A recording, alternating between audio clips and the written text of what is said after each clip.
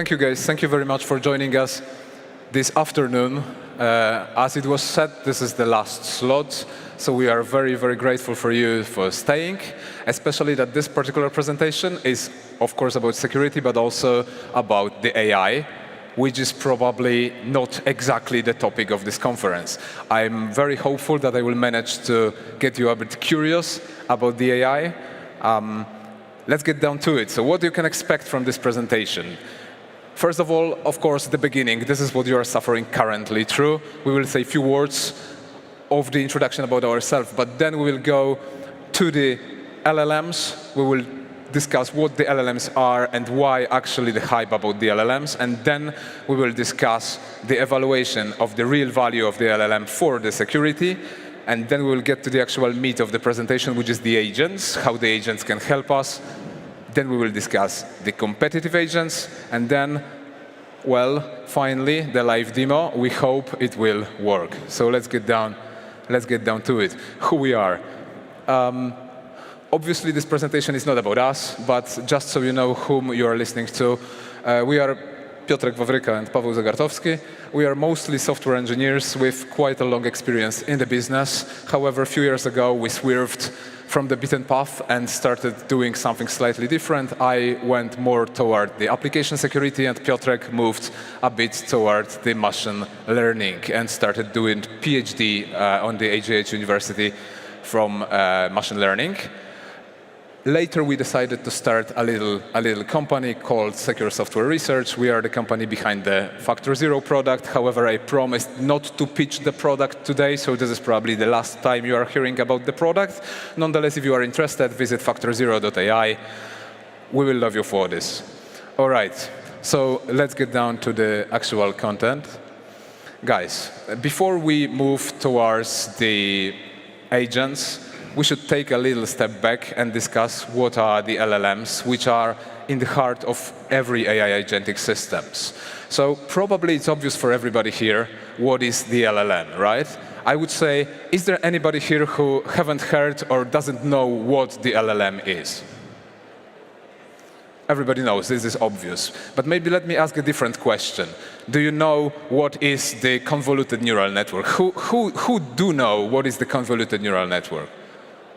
All right. Who know what is a recursive neural network? And who know what is the transformer? In the sense of ML, of course, not the electrical one. All right. All right. So as you can see, the hype around the LLMs is quite huge. Everybody knows what is the LLM, but not everybody knows what is behind down there, what neural networks are working under the hood. So obviously, just so that we are on the same page, let's discuss what the LLM is. LLM, of course, is the neural network, so-called transformer. I will not bore you with the details of the transformers. First of all, Piotr knows much more about the transformers, and you can ask him always. He will be very happy to elaborate. Second, this is not really the topic of this presentation. Nonetheless, this is the neural network trained on the vast amount of text, mostly to find the text completions, right? It is the language model. The idea of the language model is very old. It reaches back to at least 1980s when the IBM made first small language models. Then, of course, the applicability of this was very limited due to hardware limitations mostly. Nowadays, we can do pretty big stuff with the LLMs. And obviously, at the core of the LLM is still the generation of the text. So if the LLM is only the text generator, how it can really help us to realize particular tasks, right? How the LLM can actually generate something useful for us if this is only a text completer, if this is only a network that returns most probable, finalization of a sentence. Simply because it's trained like that, right? They are training it so that the LLM thinks that the most probable completion of the text is basically the result of what you're asking it for, right? If I would ask LLM, fully hypothetically, to generate me, let's say, proposition for the confidence talk, right, for 2025, purely hypothetically, I would never do it, but if, right? Then the LLM would simply be trained to think that it's better to return actual proposition than to simply return, oh, cool, I'm also speaking at the confidence or something like this, right? So we are training the LLMs to do something useful for us. And of course, there are general models like the GPT, Llama, or Claude, which are trained to do general tasks, or more specialized models. In the beginning, I was very skeptical about the LLMs. Everybody probably remembers that who knows me. But later, after I started using it, after I discovered its potential, I kind of went a bit to the other side, and I started exploring how we could use the LLMs in security, and this is what I would like to talk about today. Obviously, the hype, as we said, is huge, mostly because of the accuracy that the nowadays modern LLMs deliver, and mostly because the tools like ChatGPT made it very accessible for us to interact with the LLM, right? LLM is just another neural network, but this kind of neural network can talk with us. So I guess this was enough for people to feel really thrilled about this. So, as you know, LLMs nowadays are mostly used in the chatbots, document summarizers, etc., but also for security. It is quite common nowadays to use the LLMs to analyze code, to detect vulnerabilities, to analyze logs, triage potential events from the SAM systems. Sometimes even reverse engineers the malware, because the LLMs are quite good in understanding languages. They also understand the formal languages, like the assembler, so they are quite good in reversing. Obviously, we have to say that the LLMs are a double-edged sword. They are quite useful, but because of this usefulness, they can also, step out from the good way and, for example, hallucinate. I hate this term, hallucination. I would rather call it something else, like maybe, at least not hallucination. Hallucination is too human, right? I would say they confabulate. This is also human. Nonetheless, they can hallucinate, which is basically generate the answer which is purely made up and not connected with reality. They can also generate insecure code, and they can be potential vectors of the attack, because the prompt for the LLM can obviously also be malicious. So guys, just remember from this very first part of the presentation that the LLMs are not magic, just the regular neural networks. They can support and accelerate security work, but obviously they require a lot of work around, like the agentic systems. So before we move to the agents, let me now, for a moment, give it to Piotr, who will tell you how we, in Secure Software Research, evaluate the LLMs and how we try to assess if a given LLMs would be useful for security purposes or not. Piotr, go ahead. Okay. So let's talk about evaluating the real value. So usually when companies are releasing like the new version of LLM or just releasing the brand new model, they are actually reporting its accuracy on different benchmarks, its performance on different benchmarks. And there are multiple different benchmarks. They are measuring different things like general performance, ability of understanding and performing some tasks. There are some benchmarks which are specific to specific domains and the use cases. However, in terms of security, like this is usually not the mainstream topic for these models. Of course, there are benchmarks which evaluate LLM's ability to write the proper code, but still, regarding like detecting vulnerabilities, there's no like common benchmark. And of course, we don't want to just have some qualitative results and benchmarks, because it's very easy to do a demo. It's really easy to test something with LLMs nowadays, and have really nice result. But this result is like maybe one case, one example. And what is very interesting for us and important for us is to have some methodology and method to evaluate different either models or agent approaches or architectures, which can be measured on the more on the quantitative results.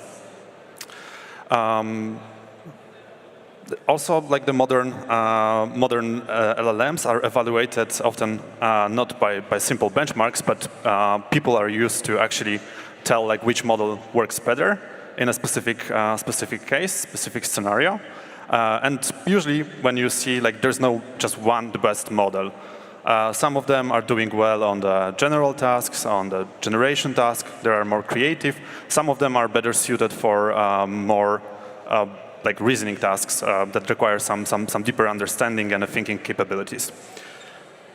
So from the perspective, like the technical perspective, when we are thinking about security and detecting vulnerabilities in the source code, for us what's important is the fact that we can actually measure like how well LLMs are working and detecting different kinds of vulnerabilities, not focusing only on one aspect, but also on like the variety of different issues that can be found in the code.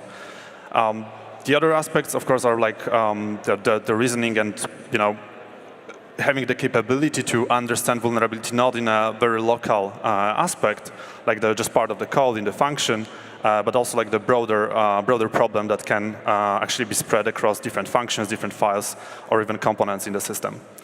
And this kind of benchmark should also be more like the real world, not a very synthetic thing.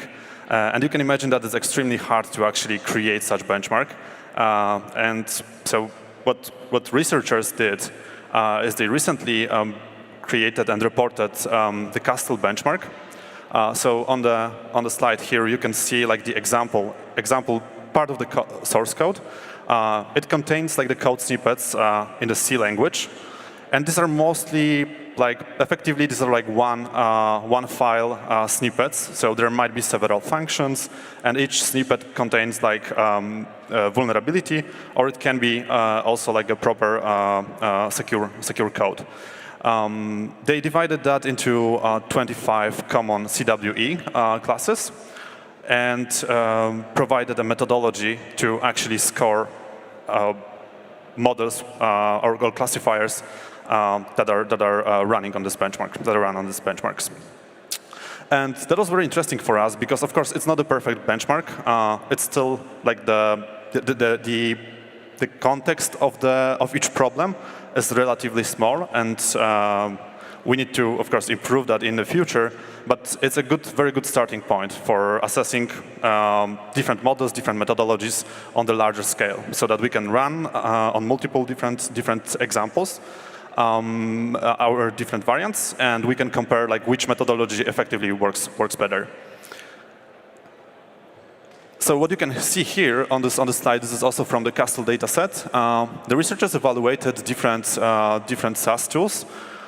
You can see that on the top part of the table. And as you can see, the Castle score, the higher the better, is actually lower compared to the state-of-the-art LLMs, which are like on the bottom part of the table. And no surprise, like the reasoning models are actually dealing quite good, but also typical LLMs like GPT-4o or even other smaller models actually are very comparable to standard traditional methodologies. So we can already see that there's a benefit of using AI. Even on such small scale, we can see that it can outperform some of the traditional methods. And inspired by that, we also developed or built our second benchmark, inspired by the original one.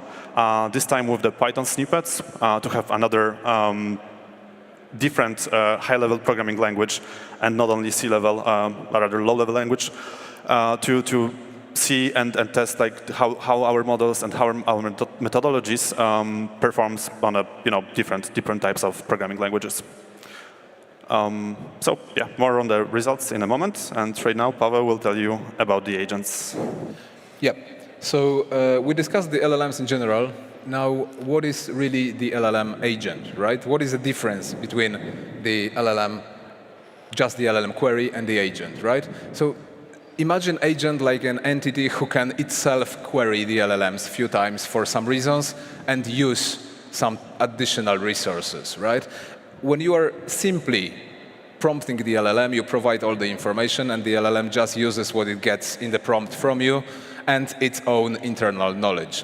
This is pretty limited, right? You can only do so much with that. So people started thinking how to really do something better with the LLMs, and they figured that they should the logic which can few times query the LLM if it deems necessary. So the simple agent, tool calling agent, can use tools like, for example, external database of some kind of knowledge, for example, database about the recent threats in the darknet, recent scripts that the script kiddies exchange between each other, etc., to assess vulnerabilities. This is one of our applications, but of course the application is not limited to that. Agent is just something which first reasons and then acts. So first thinks how to achieve the given goal with the help of the tools it got at its disposal, and then it tries to use these tools. On the contrary to a classical LLM, it doesn't just chat, it also do. Why? Because it can use the tools that actually do something. The tool doesn't have to be the database.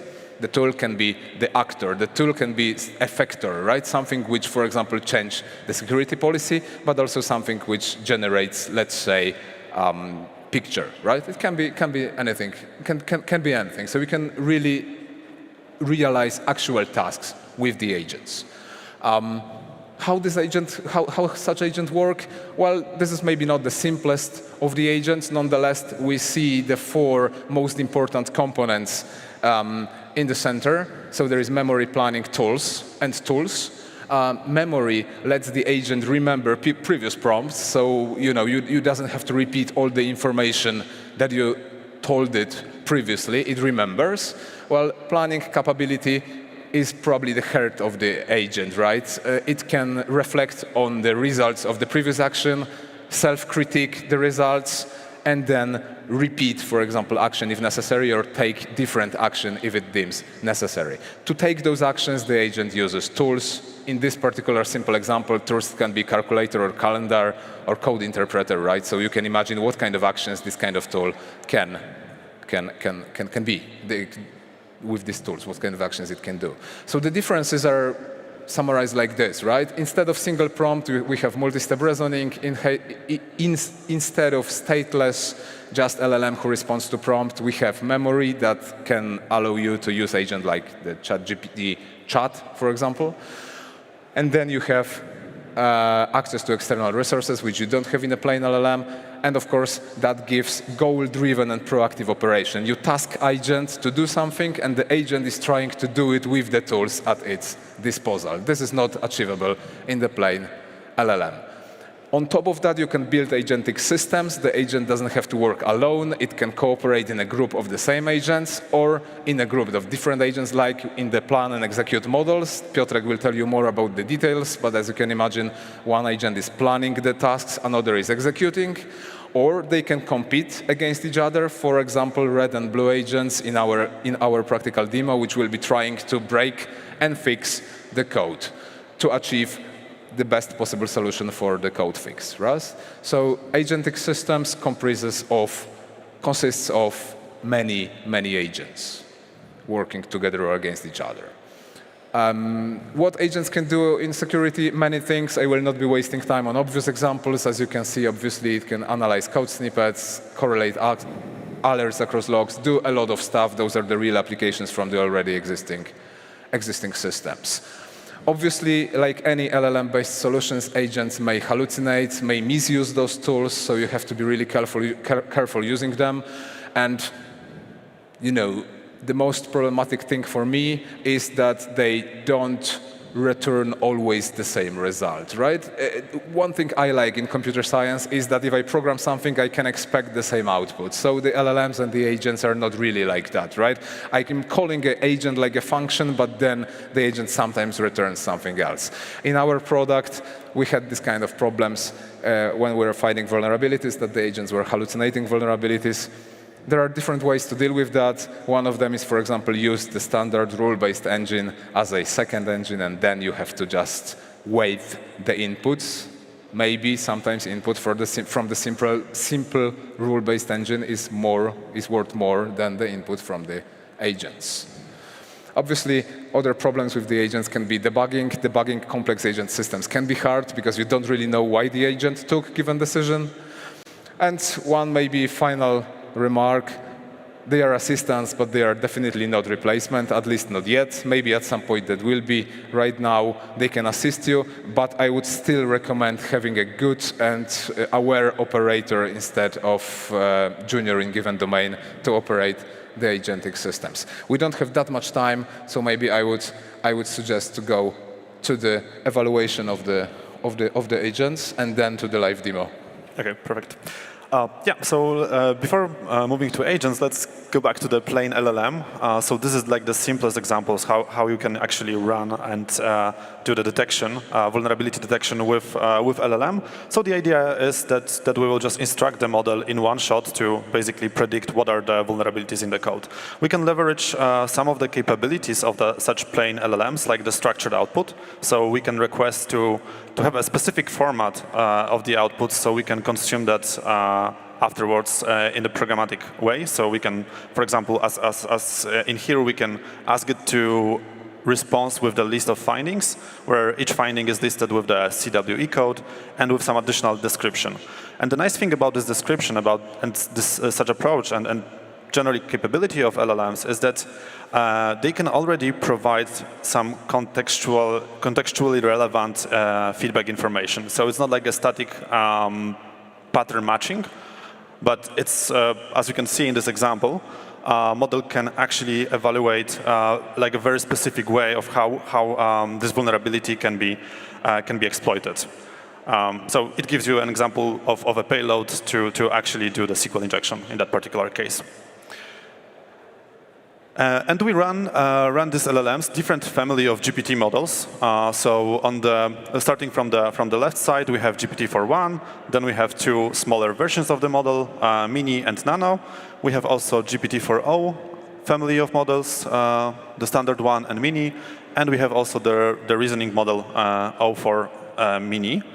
And this is a Castle score that they achieved on the original data set. So there's no surprise here. The larger the model, the better the score is. We can see the trends. Same applies to the GPT-4o family, and the reasoning model is also performing very well. And I think these trends are also even more visible in our variant of the data set on the Python, but generally the trends are the same. So the larger the model, the better it deals with finding vulnerabilities. And here a comparison between like these two different data sets, so the original Castle and Python. Okay, but let's think about the agent approach. So Paweł already explained that these agents can be actually pretty complex things. But for our experiments, we designed even a very simple agent. It basically thinks step by step. So instead of like trying to answer, it tries to do this in several steps with some intermediate steps in between. And it has access to one tool, which is CWE knowledge base. And to give you like idea why this tool might be useful for the model, it's like with, for example, history classes that we had in the past, right? In the primary school, on the high school. So if you need to, like on the exam, if you need to specify the exact date of some event, it might be pretty hard. And even if you make one-off mistake, you probably score 0. But if you, for example, if you know like of some events or you know like which parties were participating in some conflicts, it's a different thing. I mean, what I'm trying to say is that it's easier to be aware of some phenomenon instead of like knowing a very specific details. And this will specifically applies for the smaller models, which might not be capable of like remembering all the details or the CWE codes and so on and so on. So for these models, our expectation is that it will be actually easier to use this tool and query it with some you know, like the prediction in the natural language, and get back the exact code, which then can be reported in the end. So similarly to the previous diagram, you can see also the React agents calls on the original Castle. The trend is very similar to the previous one. So the larger the model, the better the results. We have also very similar trend on the Python. benchmark.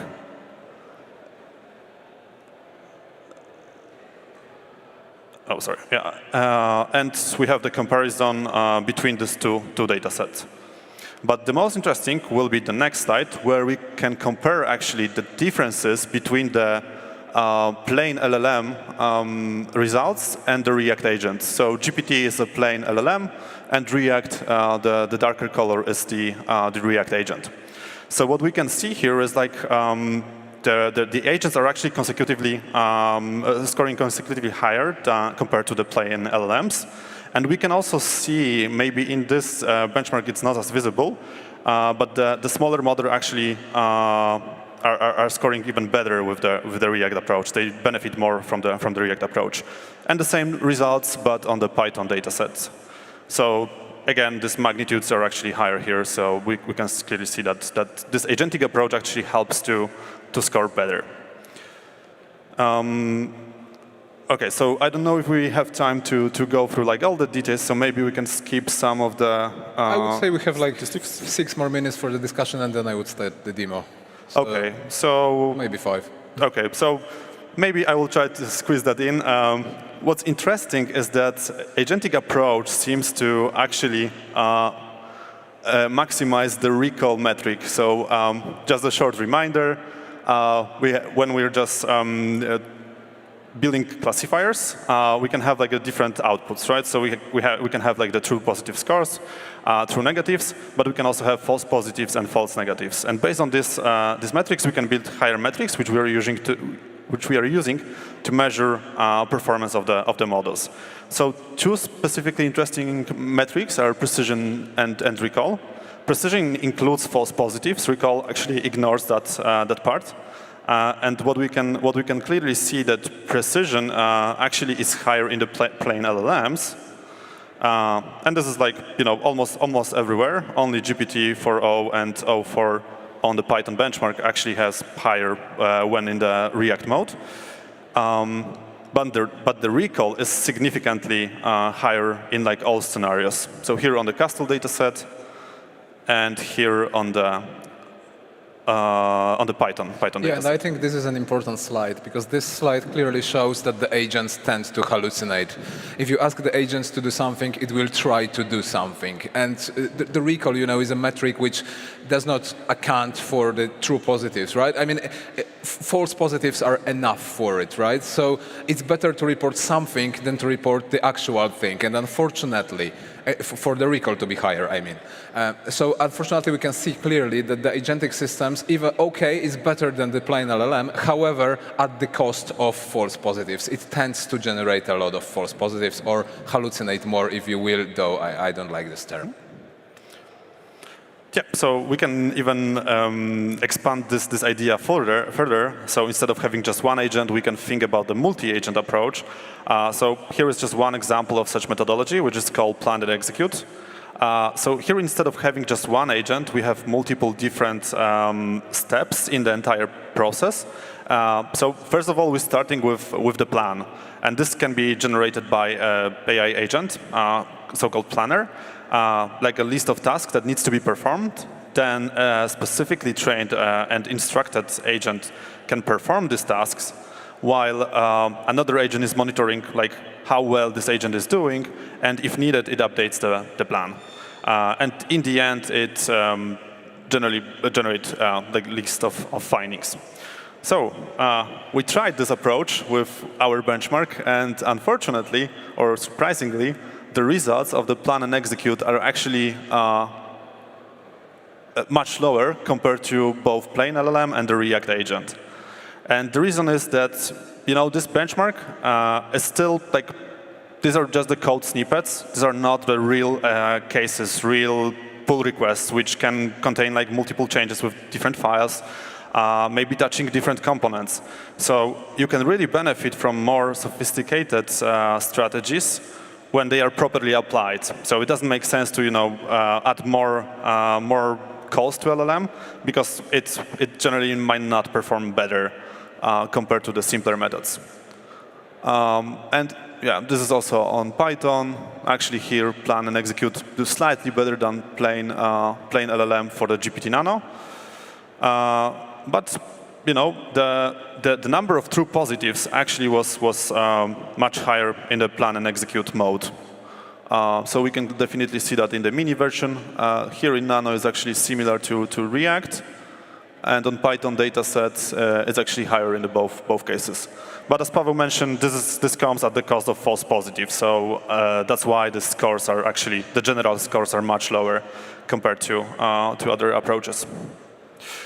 So in general, this methodology, this approach, can be applied in more like the real cases where we really need to analyze the files, and the planner, instead of analyzing maybe just a single file, it can take the documentation of the project, it can take the list of files and think like what kind of vulnerabilities or what kind of things are important to be verified during this analysis.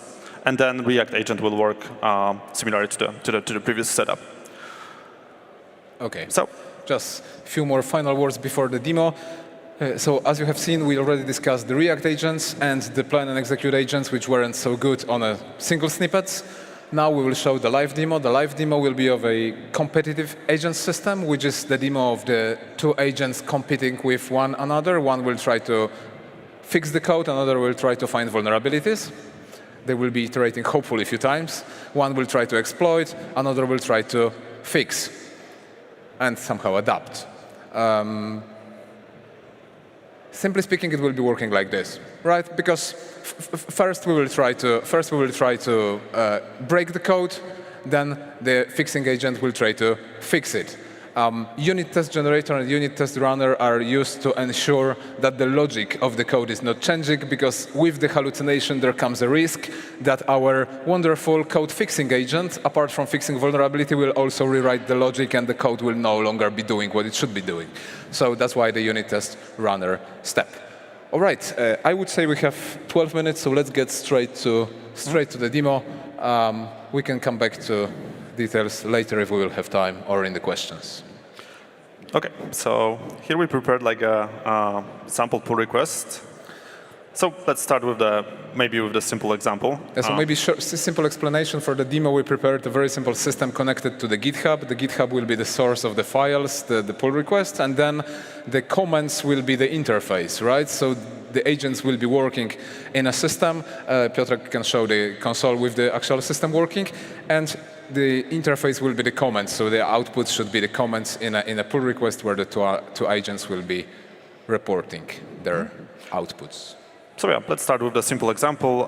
We have just one function here written in Python, and it's a case of SQL injection.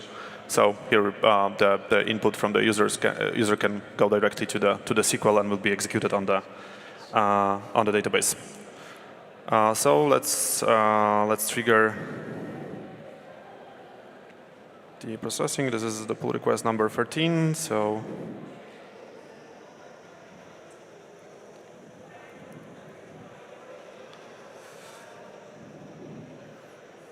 OK. And yeah, in the meantime, we can see the analysis running. So soon we should be able to see the gradually added comments. Yeah. Yep, the outputs, right? Hopefully. Keep fingers crossed. The demo is hard. OK, so yeah, we have the first comment, which is basically like the security engineer reporting the vulnerability that was found, SQL injection. And we can already see that the software engineers tries to solve that problem.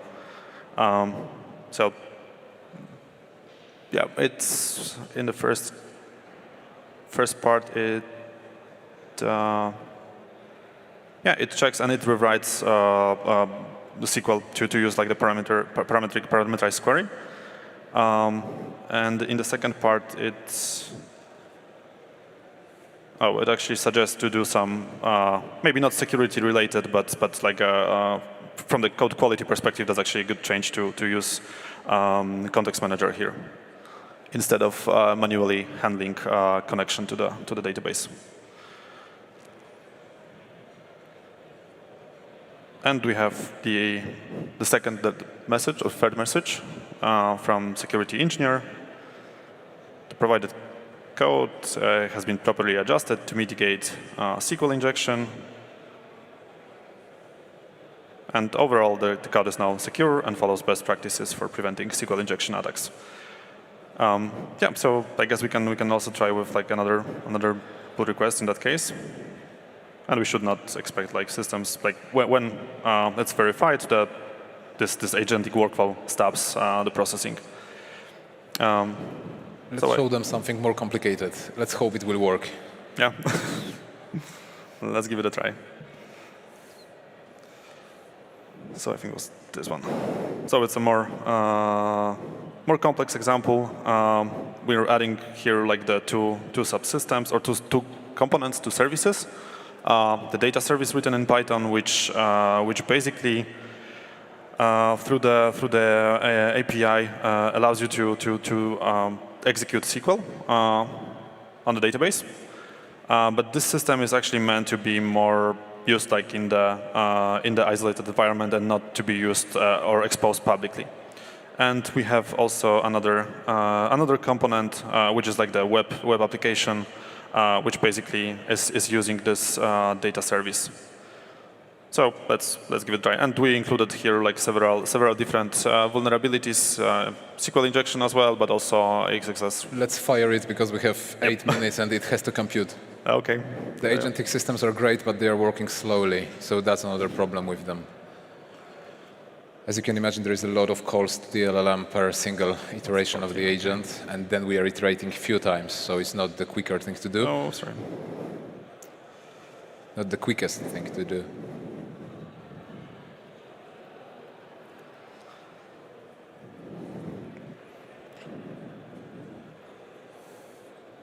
And they have, whole day of the conference behind them.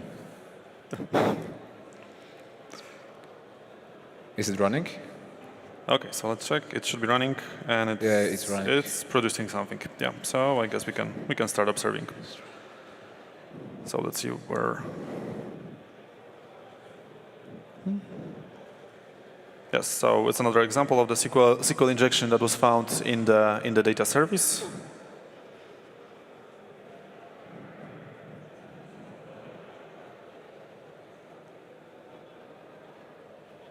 Still running. Still running, yeah. Okay. So we should have like the response.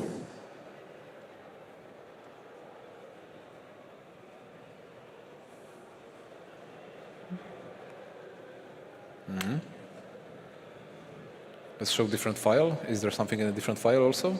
Yeah, it's actually handling files by file. So I think they will just try to solve this problem right now. And yeah, by looking at the code, I think it actually proposed like an interesting solution. Maybe not the perfect one, but instead of executing any arbitrary SQL code, it's suggested to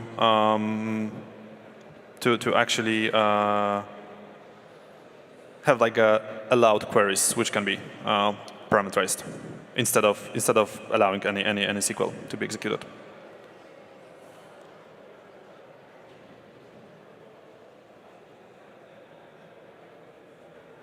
Mm-hmm. So here the security engineering agent tried to fix that. Exactly. And security engineer probably already approved, so we can expect, I guess,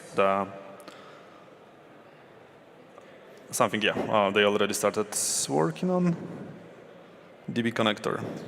This is actually very similar to the previous example, so maybe let's go further because time is running.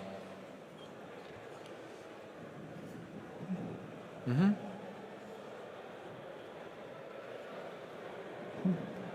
So it seems that they like the SQL injections. Is it still running in the background, or is finished? Oh, it's running still. I think it's still running, yes. Yeah, so this will be computed in some time, but we can show you how it was computed previously on the previous pull request. If you want to just see what can be produced after some time, so this is the example of the pull request that was analyzed for some time already. Few files are analyzed, and in few iterations attempted to be fixed. And this is how those competitive systems usually works. This is obviously a very simple demo. As I said, not a pitch of the product. The only reason for which it's called Factory Zero Bot is that it was easier for us to reuse some components. Nonetheless, if you are curious how the system works, feel free to reach out to us. We will be here today and tomorrow. We can get some questions now, or we can get some questions as well after the conference. Thank you very much, and if you have any questions, shoot. Thank you. Any questions?